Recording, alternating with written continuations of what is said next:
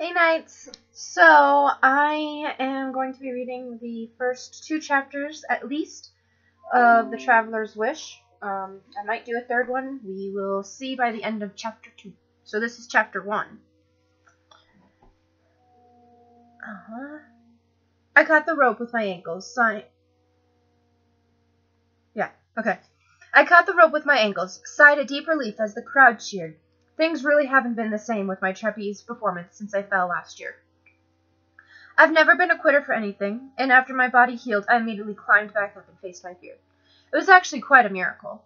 I fell 25 feet, straight onto my head, was rushed to the hospital in an ambulance, and after several x-rays and 2 baffled doctors, they came to find out I only had torn muscle in my knee.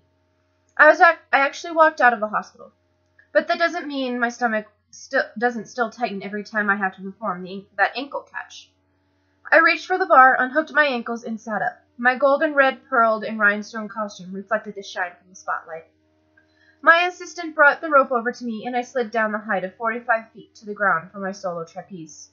"Ladies and gentlemen," the ringmaster boomed, "you have just witnessed a death-defying display of aerial artistry by our supreme aerial ballerina, the lovely Miss Roxanne." I posed. They roared. I drank it in, the cheers and thunderous applause, the sound magnified by the shape of the giant blue tent. I felt alive. I guess a sold-out show does that to all of us circus folk. It's in our blood. It's who we are, born to entertain. I bowed gracefully and turned and walked out. I felt the red velvet curtain close behind me. Chapter 2. I climbed the steps into my trailer and slumped down onto my chair. I pulled a Batman comic book out from under my butt and set it on my little table atop my other various books and such. It had about 45 minutes till the dance spectacle of the show, which I danced in, just enough time to watch a Teenage Mutant Ninja Turtle episode on my laptop, as I don't have television in my trailer. I don't know what I would do without Netflix, I told myself. I got up and walked to my little glass cabinet where I kept all my important things that I don't want to lose. Because of my ADD, it's very easy to forget where you place things. I opened it, reached inside, and grabbed a white plastic bag that had the end neatly folded over. It was the bag I kept my collection of TMNT DVDs, because what I couldn't watch on Netflix or YouTube, I bought it at various video stores. I smiled as my hand brushed past my classic collection. Even though you can find most of the 80 episodes online, I still like having hard copies to watch when the show pulled into the middle of nowhere. In the middle of Nowheresville, towns with no Wi-Fi or reception. I pulled out my latest bought DVD, the second half of season 1 of the new version that Nick brought back last year. I gently traced the cover with my fingertips, then neatly folded the bag back into the glass cabinet, put my laptop on my lap, and lost myself in the pulverizer. My face is in a huge grin as I closed my laptop. I always felt all feelsy and amazing whenever I watched any version of that show. I'd been a fan from literally infancy. It made me beyond happy. I stood up and stepped into my bedroom part of my trailer, slid the wooden door shut behind me, and peeled my costume off my body. Carefully, as not to hook a rhinestone in my fishnet stockings, as getting that undone without ripping or tearing anything isn't fun. I spotted several indents in my stomach and back from sitting in my pearl corset. I reminded myself to change next time instead of watching an episode or reading a book first. I changed out of my dark tan fishnets and slid my classic Broadway black ones over my tan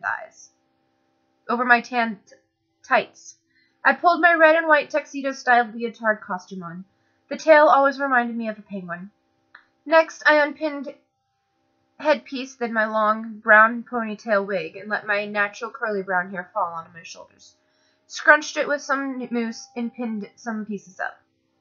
Put on my long black gloves, slid on the cuffs to my wrists, and threw my black silk robe over my wardrobe. It is bad luck for the audience to see the costume before the act. Therefore, most show folks wear robes over their costumes prior to their act.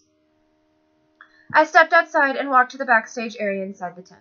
I was greeted by the sight of the other 6 showgirls, dressed in almost identical black and white versions of my outfit. They were hanging around the show's new juggler, Alex, while he practiced a part of his routine, tossing large rings into the air while bouncing a ball on his head. You could tell they were fawning over him. Even Sarah, who was only 14, seemed taken with him. Jugglers just have an air about them. He was in his 20s, arms toned from years of juggling. Any money he was from South America. Argentina, Peru, someplace like that. He had his obviously dyed bleach blonde, styled straight up. Girls, are you ready? I said, snapping them out of the daze. We're on after this act, and it's almost over. They started putting on their shoes and adjusting their costumes. Alex caught each ring in his hands, and with little effort bounced the ball off his head and into his box of props. He looked me up and down and grinned. Hello. Hi, was all I could respond as I was busy awkwardly adjusting my top. The things you need to know about most jugglers is they are complete players and must be avoided at all costs. Sure, most of them are complete dolls with great hair and butts to boot, but they will cheat on you with the first town groupie girl they meet. I could hear the horse act music coming to a close. I stepped behind the curtain, but off to the side so as not to be trampled by the 6 magnificent white Arabians that came through the curtain. I could hear the ringmaster announcing the trainer for her final bow. I reached for my rack. Uh-oh. My hat! Steve, where's my hat? My rhinestone-encrusted fedora wasn't on the rack. Shit, the 12-year-old curtain boy cussed. Here, I got it, he said as he reached under his chair and handed it to me. Just in time, the ringmaster started to sing slowly. There's no business like show business. I slid through the curtain into the dark ring.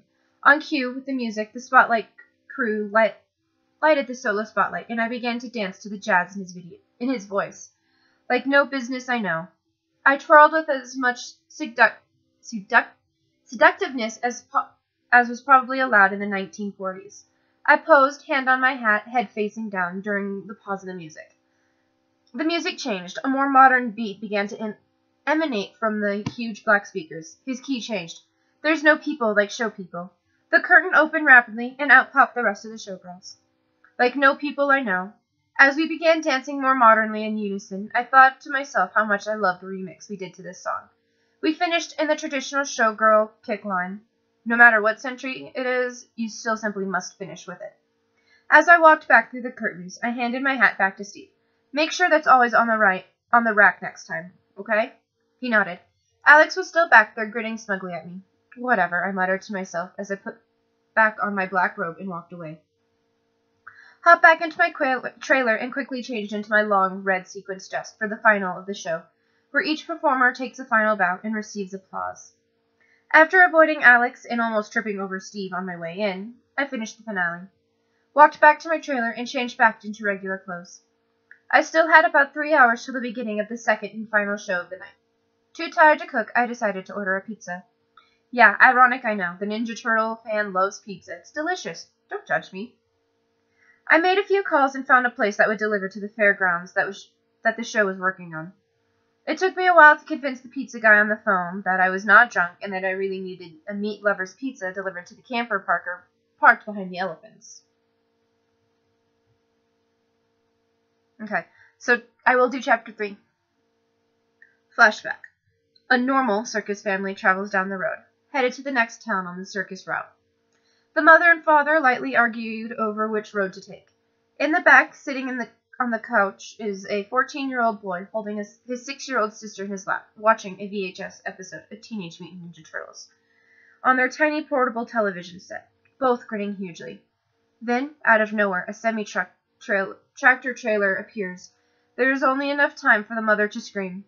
The girl wakes up on the hard pavement, fire trucks and ambulances everywhere.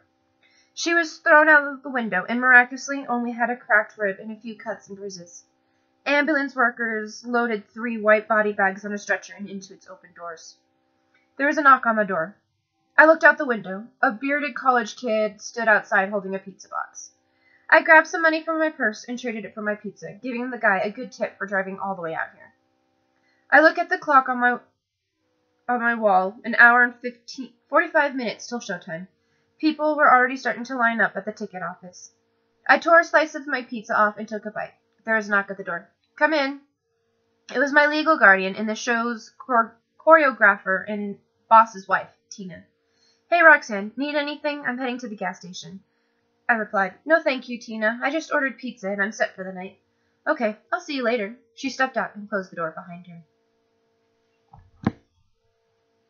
Alrighty, so that was the first 3 chapters. I think I'm just going to do 3 chapters per video. So, yeah. Ray, peace out, nights.